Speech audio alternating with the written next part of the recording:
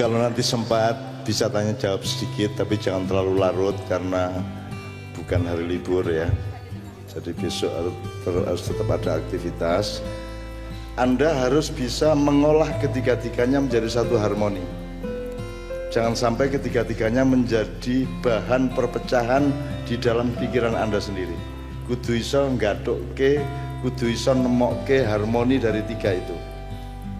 Sebenarnya kalau Jawa sama Islam itu kayak tumbuh ketemu tutup.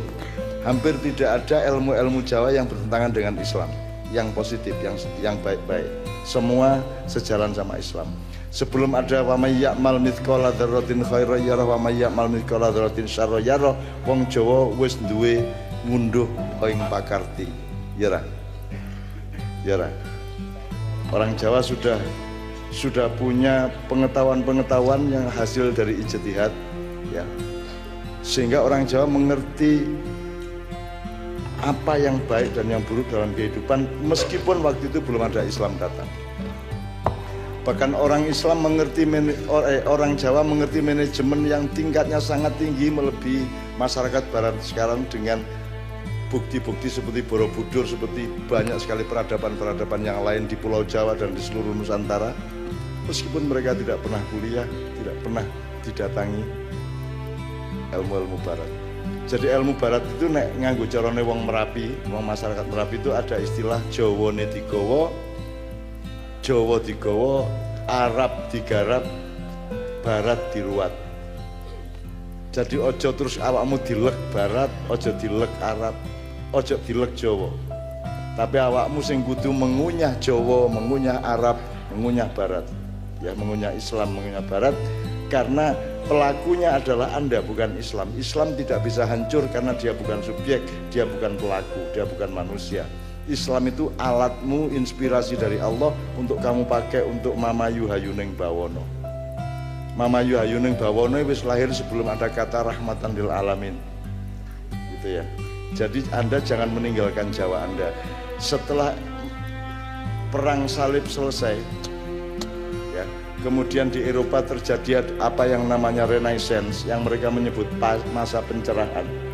Terus terang sebenarnya itu adalah itu masa kegelapan untuk bangsa Timur. Portugis datang, Belanda datang untuk membuat kita gelap pekat. Kita menjadi tidak percaya diri kepada apa yang pernah dicapai oleh nenek moyang kita.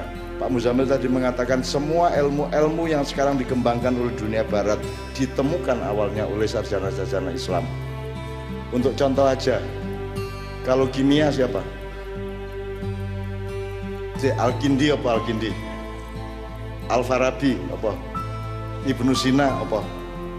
Semua dasar-dasar ilmu pengetahuan barat sekarang itu dasarnya dari penemuan-penemuan Islam di abad pencerahan seperti itu. Nah, begitu barat mengalami pencerahan, itu sebenarnya mempersempit manusia dari kelengkapan ahsanut takwim menuju materialisme dan sekarang menjadi kapitalisme dan sekarang memuncak menjadi kapitalisme liberal, bahkan ultraliberal dan maniak liberal hari ini. Sesungguhnya semua pembangunan di Indonesia itu menentang Pancasila, karena Pancasila itu bukan membangun materi tapi keadilan sosial. Jadi mereka yang mengaku-ngaku Pancasila, mereka sebenarnya adalah pelanggar Pancasila secara nilai dan substansi. Nah, Anda sebagai generasi yang akan membangun Indonesia di 700 yang ketiga, seperti kata Mas Wawan tadi, Anda harus menemukan kelengkapan. Barat tidak jelek, tapi kudu diruat. Arab dengan Islamnya, bedakan Arab karo Islam rapodo. Ono bedane. Arab ora podo karo Saudi. Saudi ora podo karo Quraisy ora podo karo Badui ora podo karo Islam. Jadi Islam tidak sama dengan Arab, tidak sama dengan Saudi, tidak sama dengan Quraisy maupun Badui. Anda harus bisa memilah. Kowe kudu ngerti nek sing iso kok delok kuwi ini. Kalau Anda ke laut, yang Anda ambil itu airnya, tapi Anda tidak bisa mengambil ombaknya. Kan gitu. Anda bisa mengambil, bahkan kalau Anda ngelihat wong wedok ayu, kuwi sing ketok kuwi raine dudu ayune. Yang ayune itu kesadaran software. Tapi kalau raine, apa ya, wajahnya, prejengane, itu sing ketok prejengane. Tapi indahnya itu software, betul enggak? Indahnya tidak kelihatan, software tidak kelihatan. Jadi teman-teman sekalian, tolong 3 ilmu itu dicerminkan di dalam harmoni proses Anda. Kiai Kanjeng hanya memberi contoh. Di sini lihat, Jawa tetap menjadi dasarnya karena kita orang Jawa. Islam kita terima karena Jawa itu saampu-ampuhe tetap gak iso nemokno sing Islam ngekei. Jadi Anda cari Allah, cari Tuhan, sapa to jane sing kuwasa, terus ketemu Sang Hyang Wenang, Sang Hyang Widi, Sang Hyang Tunggal sak piturute. Sampai ana malaikat jeneng Bathara Wisnu, Togog, Pandhawan Ismaya, Bathara Bayu sak piturute. Ya, itu gambaran dan imajinasi mbah-mbah kita tentang peran-peran langit, peran-peran rohania. Tapi mereka tidak tahu persis. Yang bisa ngasih tahu persis tentang semua itu adalah Allah sendiri. Allah mengatakan Qul huwallahu ahad. Jadi kita tahu dia namanya Allah, dia ahad. Terus dia ngomong tentang, oh aku duwe Jibril, aku duwe Mikael, aku duwe Israfil, aku duwe Israel, aku duwe Kanzul Jannah, aku duwe Iblis, aku duwe Dajjal, aku duwe Sakhlatus Syamsi, aku duwe Zabaniyah, aku duwe Malaikat Salim sing njupuk lempung di Pulau Jawa, dibawa ke langit 7 untuk dijadikan patungnya Adam ketika pertama diciptakan, dan seterusnya. Cerita ini wakeh, dan orang Jawa sudah menemukan yang lebih detail daripada khasanah-khasanah para sarjana Islam. Jadi ojo ngremehno Jawa, karena tujuannya dunia barat sesungguhnya, Yahudi dan globalisasi ini adalah menghancurkan Indonesia. Karena kita kaya raya supaya bisa dikuasai dan dirampok, dan cara menghancurkan Indonesia adalah 1, menghancurkan Jawa, nomor 2, menghancurkan umat Islam. Jadi Anda dibikin tidak percaya diri kepada Jawa, tidak percaya diri kepada Islam. Nek kamu pertahankan Jawamu, kamu pertahankan Islammu, kemudian kamu gunakan Barat untuk memperkuat dan mempercanggih pengetahuanmu, insya Allah kamu menjadi pemimpin masa depan yang sebaik-baiknya. Ketika lagu Maroon 5 One More Night tadi itu sepenuhnya loh nganggo saron, nganggo bonang loh, dan itu Jawa loh. Tapi ternyata dengan landasan Jawa, Mamayu Hayuning Bawono iso nggo lagu Barat. Itu pencarian Kiai Kanjeng. Maringun mlebu selawat ya iso gampang. Jadi Arab, Barat, Jawa jadi satu di Kiai Kanjeng. Jadi ini bukan sekedar pertunjukan musik, dan Kiai Kanjeng bukan grup musik. Kiai Kanjeng itu nama gamelannya. Grupnya gak ono jenenge. Dan gampang diceluk Kiai Kanjeng, tapi jangan nama gamelan. Anda tahu keistimewaan orang Jawa. Orang Jawa itu menjalankan apa yang tadi disebut Sabbahalillahi ma fis samawati wal ardh. Kalau orang Barat, alam adalah alatnya yang dieksploitir dan diperas. Tapi orang Jawa, alam adalah saudaranya. Alam adalah kakak sulungnya. Sebelum manusia dibikin, alam dibikin terlebih dahulu. Berarti alam kui kang masmu, alam kui cacakmu, gunung, segoro, kabeh iki cacakmu. Maka orang Jawa sangat menghormati, sehingga di Jawa nama-nama benda itu dikasih kehormatan seperti sesama manusia. Keris dikai kiai, ya tak gak? Kiai Sangkelat, Kiai Nogososro Sabu Inten, Kiai Pleret. Di Jombang ning desaku ana jenenge Kiai Keningar Kuwit-witan. Kebon di Solo Kiai Slamet. Ya terus apa meneh liyane? Apa Mas? Kereta Kencana, semua dikasih nama dengan penghormatan seolah-olah mereka manusia.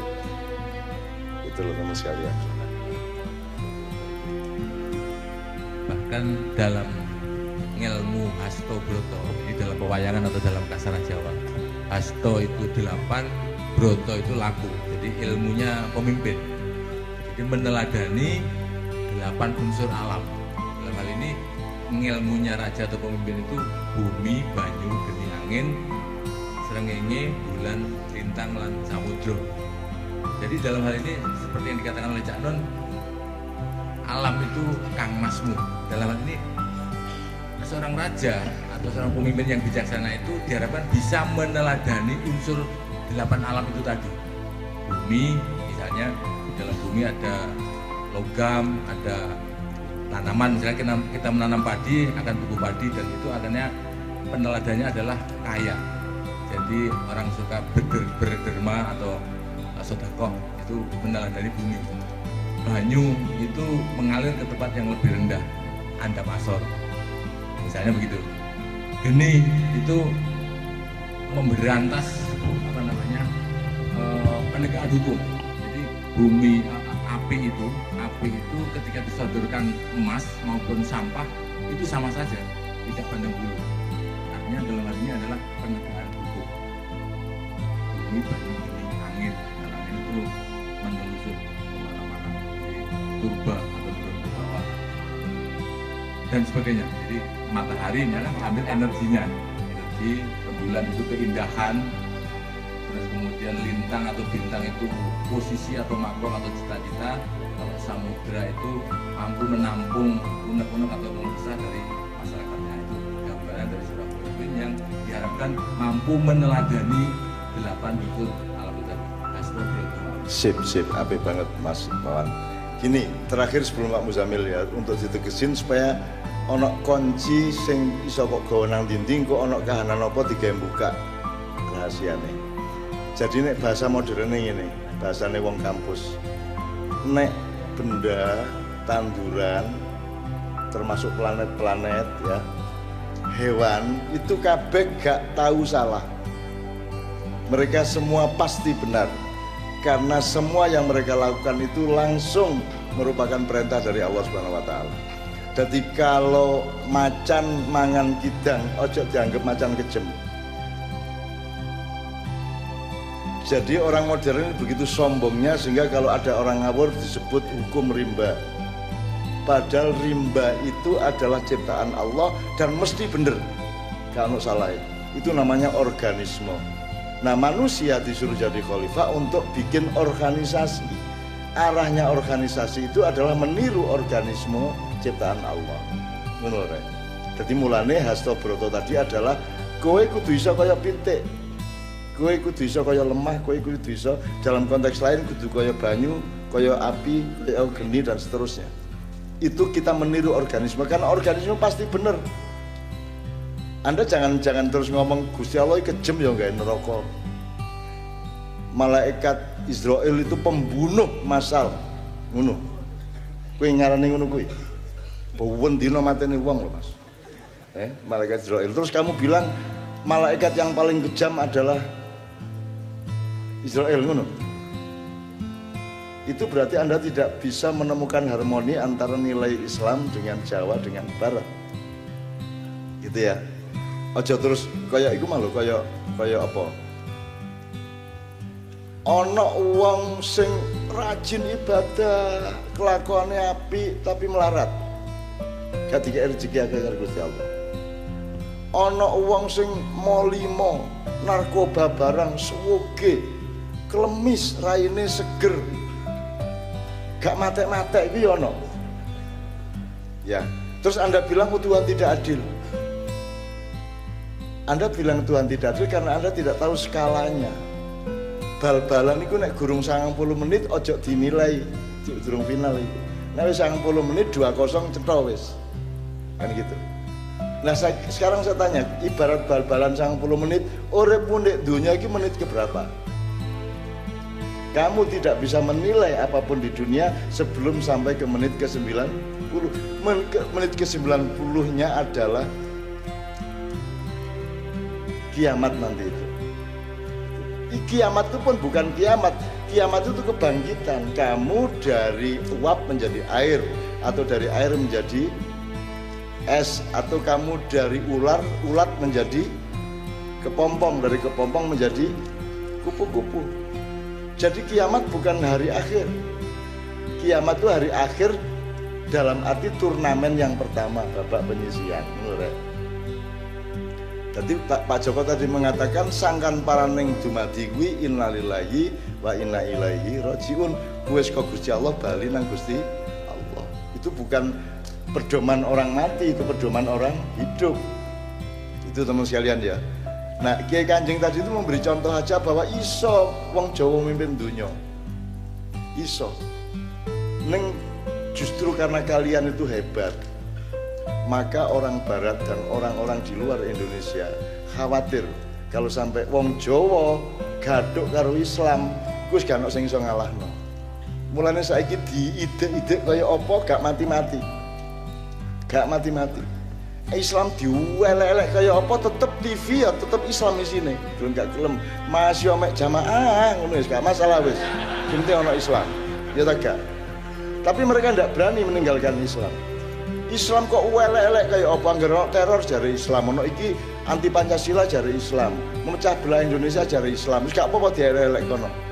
Ya sakarmu, tapi kalian tidak akan pernah berani meninggalkan Islam. Adzan di dinti tetap, selawatan di dinti tetap apa di Jawa Timur ini. Salatu wassalamu alaik, mesti ono tuh.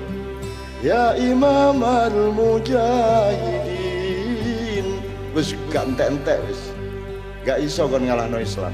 Makanya mereka itu cemas. Mereka tahu Islam itu benar, maka mereka ingin menghancurkan Islam. Sebab nek Islam itu berlaku, mereka tidak bisa nyuri, tidak bisa ngerampok, tidak bisa mendustai Anda, tidak bisa ngapusi Anda. Itu ceritanya. Nah, oleh karena itu pendidikan Anda kita semua ini harus sampai kepada kesadaran harmoni antara tiga hal tadi itu. Jadi kuliah itu untuk barat, tapi itu bukan satu-satunya pendidikan. Kamu tetap butuh sinau di masyarakatmu, di kampungmu, di keluargamu, dan sinau dengan mbah-mbahmu dan semuanya. Lengkap tiga tadi, Islamnya, Jawanya, sing Jawa ya, sing Madura nih. Ya. Meskipun Pak Muzamil sangat mempelajari Jawa, luar biasa. Pak Muzamil itu hafal filosofi Jawa. Dan memang dia tidak kerasan di Madura karena kurang tinggi ilmunya. Kayaknya biar dia jawab, kita persilakan tepuk tangan untuk Pak Muzamil 10 sampai 15 menit.